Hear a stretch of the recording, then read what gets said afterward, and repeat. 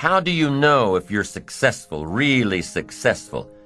How do you know, especially when your success could be so vastly different from someone else's success? Here's how you measure. Results.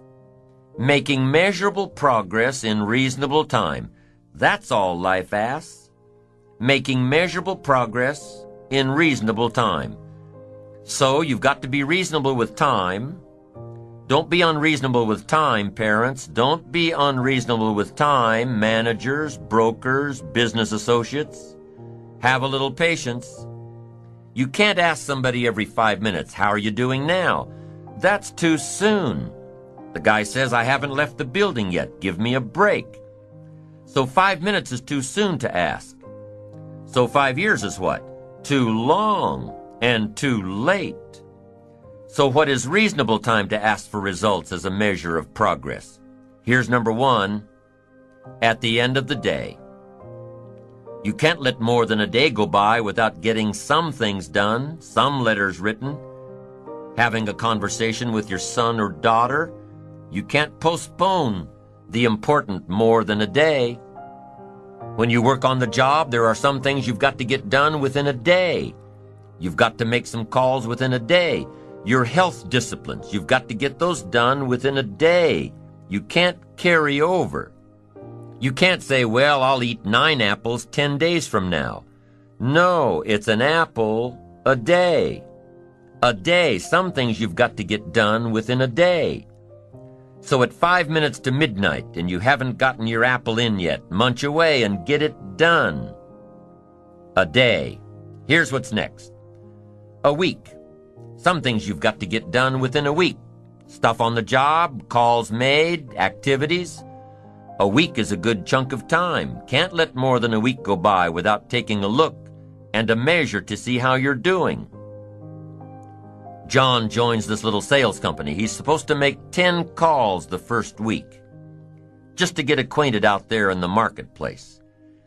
Would it be legitimate to call John in on Friday and say what? "How many calls did you make?" That's legitimate. It's legitimate time to ask for a measurable amount of progress. He's supposed to make 10 calls. Come Friday, how many calls did you make? John says, "Well," you say, "John, well won't fit in my little box here. I just need a number." Now John starts with a story. You say, "John, the reason I made this little box so small is so a story won't fit." I don't need a story. I just need a number. Now here's one of the better phrases to take home. The numbers tell us the whole story. The numbers tell us the whole story. Success is a numbers game. There are 3 important questions to ask yourself in this area. Here's number 1. How much money have you saved and invested during your career? Second question. In the last 90 days, how many books have you read? To invest in the miracle of your mind, give you ideas to ponder, fashion your future with meticulous care. How many books have you read in the last 90 days? Third question, in the last 6 months, how many classes have you taken to improve your skills or to develop new skills for your future and your family? How many classes in the last 6 months? I'm telling you, numbers tell us everything. Success is a numbers game. You've got to make progress. You've got to make progress in reasonable time. You've got to take a look at the numbers and see how you're doing. It's the name of the game. How often should you weigh the new baby? Well, you say, "I'll weigh the new baby next spring." No, you can't wait until next spring. Don't you have to weigh the new baby often? And the answer is yes, of course. To see what? To see whether it's gaining weight or it's losing weight. What if it's losing weight? The alarm bells have got to go off. You can't let a little baby lose weight very long. It's called disaster. These numbers are important. How often should you check the corporation to see if it's healthy or not? You say, "Well, in a couple of years, we'll get all the accountants together." No, you'll be out of business. In Las Vegas, the big gambling houses, guess how often they put together a financial statement to see where they are? Several times a day. Why? So much is happening. If you don't learn when to shut down some of those tables, you'll be out of business by midnight. You can't wait till midnight. You can't wait till tomorrow. Tomorrow's too late. You've got to know the numbers. What is your cholesterol count? You don't know and you don't care? You've just got your fingers crossed for the future? We'd better come and get your family and take them to safety. Come on, be responsible for the set of your own sail. Leave it to no one else but yourself, and learn to refine these numbers for yourself. How many pounds overweight should you be at age 50? John says, well, I've got big bones. Well, we'll give you 10 pounds for big bones, but hey, 25, 30 pounds, and we've got to turn on the caution light at home and at the office. Somebody says, what's that flashing caution light? John's up about 20, 25 pounds. 35, 40 pounds, and the flashing red light comes on at home and at the office. Somebody says, what's that flashing red light? John's up about 40 pounds. 50 pounds, and the siren goes off. Somebody says, what's that siren? John's over 50 pounds. I'm asking you to take charge of your own life. Be responsible for your own life. Be responsible for your own retirement.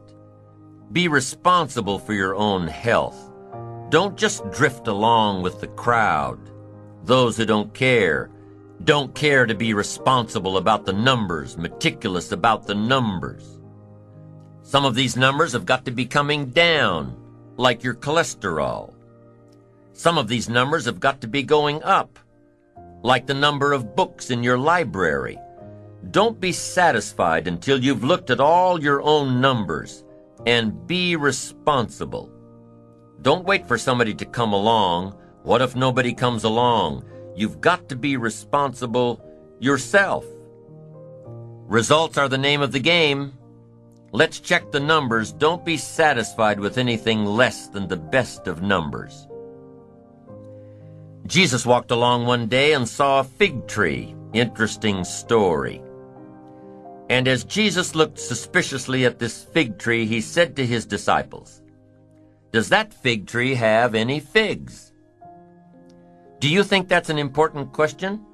I'm telling you, for a fig tree, it's an all-important question. Does it have any figs? His disciples said, "No, sir. Of all the trees you were to pick, this particular fig tree does not have any figs." The story says Jesus lost his cool. One of the few times he lost his cool. Why? I think to make a point. A fig tree without figs? It is unacceptable. Jesus said, if that fig tree doesn't have any figs, I suggest you promptly take it out. And he added, why let it take up the ground? So you've got to get all your people...